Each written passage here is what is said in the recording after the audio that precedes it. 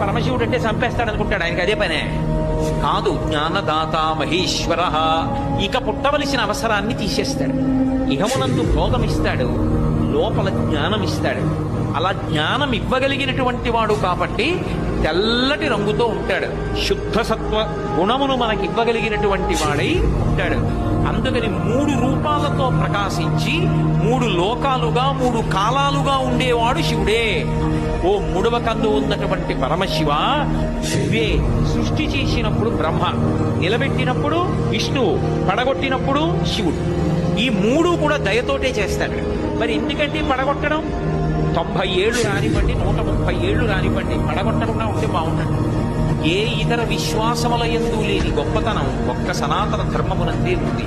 మృత్యువుని దేవత అని పిలుస్తారు, మృత్యుదేవత అంటారు. భగవంతుడు అలా పడగొట్టలేదనుకోండి, జర్జరీభూతమైన శరీరం